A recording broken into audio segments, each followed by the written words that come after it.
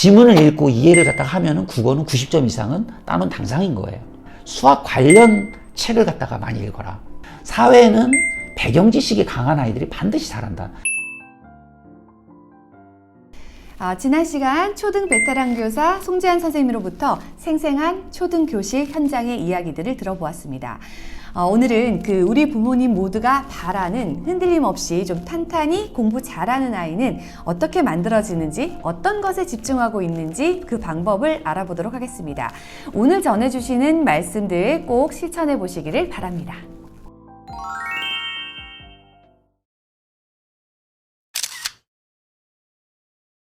제가 교사를 이제 지금 25년 이상 한 것 같아요. 그러면서 이제 아이들 이렇게 보면 공부 잘하는 아이들과 못하는 아이들의 차이가 뭘까? 이제 이걸 갖다가 이렇게 유심히 이제 많이 살피기도 하는데, 저는 습관의 차이인 것 같아요. 공부 잘하는 아이들은 어쨌든 공부 잘할 수밖에 없는 습관을 몇 가지 가지고 있어요. 공부 못하는 아이들은 공부 못할 수밖에 없는 습관을 몇 가지 가지고 있더라. 그 책 읽기 습관이다. 그러면은 공부 잘하는 아이들은 거의 대부분이 책을 잘 읽는 습관을 가지고 있어요. 아침 독서 시간에 독서를 시켜보면은 공부 잘하는 아이들은 군말 없이 책을 집중해서 읽어요. 근데 공부 못하는 아이들은 그 시간을 갖다 할당해서 책을 읽으라고 하는데도 계속 책을 안 읽고 딴청 부리고 잡담하고 이런 일들이 계속 일어나죠. 그 다음에 예를 들어 숙제를 냈다. 그럼 공부 잘하는 아이들은 숙제를 칼같이 해와요. 예, 최선을 다해서 해와요. 근데 공부 못하는 아이들은 숙제를 죽으라고 안 해오고, 놓고 왔다 그러고, 예, 대충 해오고, 이런 일들. 수업 시간에도 공부 잘하는 아이들은 수업 시간에 굉장히 집중을 해요. 예, 딴청 거의 안 부려요. 근데 공부 못하는 아이들은 수업 시간에 얘들아, 여기 봐라, 여기 봐라, 별 쇼를 제가 다 해도 안 봐요. 계속 딴청해요. 그리고는 방금 얘기했던 거 선생님이 뭐라고 했지? 대답 못 해요. 아이들도 헐, 어떻게 그걸 모르지? 이렇게. 왜냐, 안 듣기 때문이죠. 그래서 이런 것들 몇 가지만 이렇게 살펴봐도, 공부 잘하는 아이들과 못하는 아이들 차이는 제가 볼 때는 IQ도 아니고요. 이건 다른 거 아니에요. 예, 습관의 차이다. 예, 그런 아이들이 있어요. 그리고 특히 학부모들 중에서는 약간 좀 오해를 하시는 분들인데, 저희 애는 그렇게 책을 많이 안 읽는데 공부를 잘한다. 이렇게 항변을 갖다가 하는 부모님들도 계세요. 그런데요, 그건 아직 아이가 어려서 그래요. 그러니까 3, 4학년 정도까지 예를 들어서 수학을 예를 들어보죠. 수학을 예를 들어보면 저희 반 애들 중에서도 현재 수학을 수학경시에 보면 막 우수상 받고 하는 아이들 중에서 책을 그렇게 많이 안 읽는 애들도 있어요. 그런데 수학을 잘해요. 근데 그런 아이들은 고학년 가면요, 딱 한계에 오는 거죠. 한계. 고학년부터는 좋은 점수 못 받아요.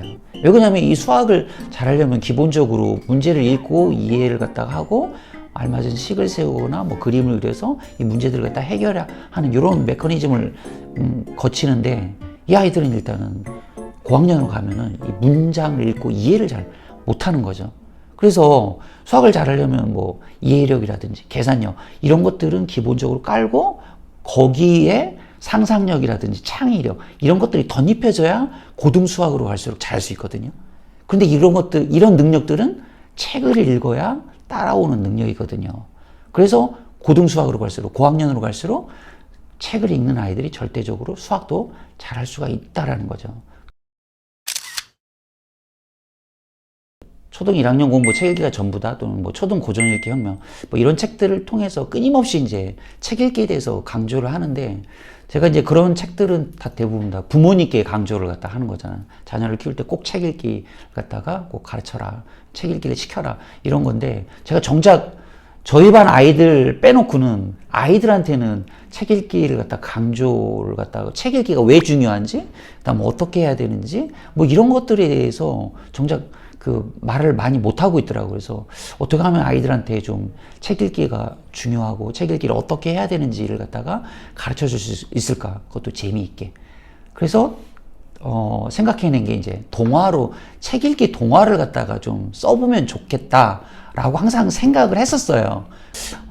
여기 이 책의 내용은 간단하게 석두 딱 예, 느껴지시죠? 돌대가리가 아니라 원래는 예, 명철한 아이라 그 머리라는 뜻인데 아이들이 이제 친구들이 돌대가리라고 이제 놀리는 그런 아이가 이제 여러 친구들의 책을 많이 읽는 아이들의 도움을 이렇게 받으면서 결국 정말로 예, 돌대가리가 금대가리가 되는 제가 학교 현장에서 많이 그 아이들을 지도하면서 직접 겪은 이야기예요. 당장 이 책맛 아는 아이들이라고 하는 이 제목부터가 정말 제가 1학년 아이들 지도할 때 어떤 남자아이가 제가 어느 날 교과서를 이렇게 봤는데 깜짝 놀랐어요. 교과서가 막 다 귀퉁이가 다 파먹어져 있는 거예요. 쥐가 파먹은 거죠, 정말로. 이게 웬일인가 봤더니 아이가 수업 시간에 틈만 나면 이걸 뜯어가지고 진짜 질겅질겅 씹어가지고 정말 먹었던 거예요. 근데 그 아이가 더 놀라운 것은 선생님 그거 아세요? 책마다요 종이 맛이 다 달라요. 그러면서 제가 아이들한테 예를 들어서 그 잔소리로 책은 왜 책 읽기가 왜 중요하고 책 읽기는 이렇게 해야 돼 이렇게 잔소리로 하면요 금방 잊혀지고 안 들으려고 해요. 하지만 이렇게 동화로 스토리로 아이들이 접하게 되잖아요. 굉장히 기억이 오래 남는다고요. 그래서 저는 이 책을 아이들이 읽으면 아마도 국어에서 수학에서 사회에서 이 고전 읽기는 왜 중요한지 이게 아마 스스로 그냥 깨달아지면서 나도 정말 책을 열심히 읽어야 됐다라는 생각이 절로 들을 거라고 저는 확신합니다. 스토리의 힘은 강하다고 말씀을 드리고 싶습니다. 예, 저는 뭐 그 책을 열심히 읽는 아이들이 뭐 다방면에서 그 학교에서 다양한 상황에서 굉장히 도드라진 그 상황을 갖다가 연출해내는 걸 갖다가 많이 보는데요. 뭐 특히 이제 수업 시간 같은 때 같은 경우는 확실히 책을 많이 읽는 아이들은 집중력이 좋아요. 굉장히 집중력이 뛰어난 아이들이 그 많은 걸 볼 수가 있고 또 하나는 그 아이들한테 이제 수업 시간에 이제 발문을 갖다가 하면은 책을 열심히 읽은 아이들, 많이 읽은 아이들은 답변 수준이 달라요. 정말 3학년 아이들인데 그 책을 많이 읽은 아이들은 막 5, 6학년 이상의 답변을 하고 있어요. 와, 저 아이의 끝은 어디인가? 가늠이 안 되죠. 근데 똑같은 3학년인데 책을 안 읽는 아이들 있잖아요. 그런 아이들은 1학년도 안 되는, 1학년도 안 되는 그런 정말 수준 낮은 그런 답변을 하고 있어요. 와, 저 아이의 바닥은 어딜까? 이런 가늠이 안 되는 아이들도 있어요. 이게 왜 그러냐면 배경 지식의 차이거든요. 그래서 이 그 답변 수준이 완전히 정말 다른 것을 갖다가 볼 수가 있고 또 이제 그 책을 많이 읽은 아이와 그렇지 않은 아이들 시험 시간에 명확하게 드러나요. 시험 볼 때 시험지에서 긴 서술형 문제 있잖아요. 긴 서술형 문제를 책을 많이 읽은 아이들은 확실히 잘 맞춰요. 그런데 책을 안 읽은 아이들은 그 긴 서술형 문제를 틀려요. 그런데 고득점과 그렇지 않은 아이들의 차이는 어디서 오냐? 그 서술형 문제에서 오거든요. 그 다음에 또 책을 많이 읽는 아이들과 안 읽는 아이들의 그 차이가 가장 많이 드러나는 게 글쓰기예요.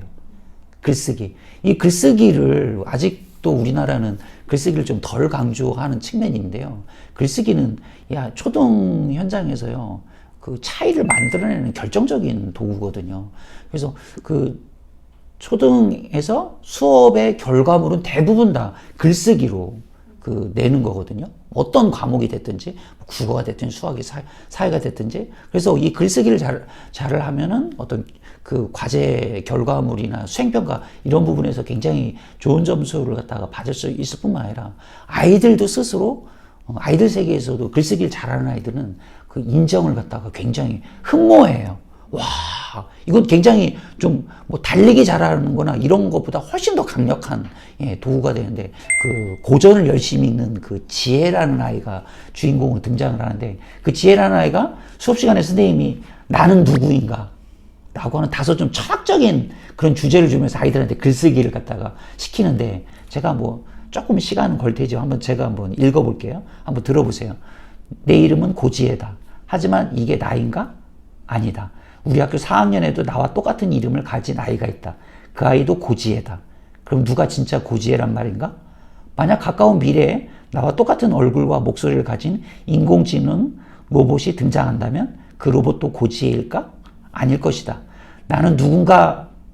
라는 질문은 내 이름이 뭐냐고 묻는 물음이 아닐 것이며 또한 나의 생김새를 묻는 물음도 아닐 것이다. 나는 누군가는 아마도 나의 정체성을 묻는 질문인 듯하다. 나는 어디서부터 와서 어디로 가는 존재인가? 혹은 나는 어느 방향을 향해 가는 존재인가? 나는 누구인가는 이런 질문들과 같이 결이 같은 질문인 것 같다. 지혜의 발표가 끝나자 교실에는 잠시 정적이 흘렀다. 하지만 이내 누군가 박수를 치기 시작했고 반 아이들 모두 지혜에게 물개 박수를 보내기 시작했다. 와, 지혜 대단하다. 뭐 이런 장면인데 이게 학교 교실의 현장에서 흔히 일어나는 일이기도 하거든요. 아이들이 정말 자기보다 정말 탁월하게 정말 수준 있는 글을 갖다 보면서 와, 이런 탄성이 이렇게 나오거든요. 그래서 이 글쓰기를 잘하면 이런 그 아이들의 주목을 굉장히 받을 수가 있는데 책을 읽으면 사고할 수밖에 없고 사고력이 좋은 아이들이 글쓰기를 잘할 수밖에 없습니다. 국어는 여기에서 해력이가 주인공으로 나오는데 해력이처럼 읽으면 되고 수학은 문제라는 아이가 등장하는데 문제처럼 읽으면 되고 사회는 배지라는 아이가 등장하는데 배지처럼 읽은다 라고 소개하면 제가 욕을 먹겠죠? 그러니까 조금 더 간략하게 소개를 하면은 국어를 갖다가 그 해력이처럼 읽으란 얘기는 이 아이는 성은 문이에요. 문해력입니다. 어쨌든 그 국어 시험 유형을 갖다가 보면 국어를 갖다가 준비하기 위해서 책을 어떻게 읽어야 되는지 알 수가 있어요. 국어 문제는 아주 단순하거든요. 지문 주고 한두 문제 달린 거예요. 그 한두 문제는 대부분 지문을 읽고 이해했는지를 문제이다 보니 지문을 읽고 이해를 갖다가 하면은 국어는 90점 이상은 따놓은 당상인 거예요. 그렇기 때문에 이런 국어 시험 문제를 갖다가 잘 대처하기 위해서는 줄글로 책을 갖다가 다양하게 읽어야 되는 거예요. 그래서 여기 나오는 그 해력이도 한 학기에 100권 이상의 책을, 다독상을 갖다가 매 학기마다 받는 아이로 등장하는 이유가 바로 그런 이유 때문이죠. 그래서 만화책이나 이런 것만 읽지 말고, 줄글로 된 책을 갖다가 꾸준히 많이 읽으면, 호흡이 긴 책들을 갖다 읽어가다 보면 그 시험 문제에 나오는 그 국어 지문 정도는 빨리 정확하게 읽고 이해를 갖다가 할 수 있으니까 해력이처럼 읽으면 된다. 그 다음에 수학은 문제처럼 읽으라는 것은 여기 그 문제가 굉장히 수학을 잘하는 아이로 나오는데 학원도 안 다녀요. 수학 학원도 안 다니는데 이렇게 잘한다. 왜 그러냐? 그걸 갖다가 이제 속도가 계속 질문을 갖다 하니까 책을 많이 읽으면 된다. 아니, 또 다른 비법 없냐? 그럼 다른 비법을 원한다면 수학 관련 책을 갖다가 많이 읽어라.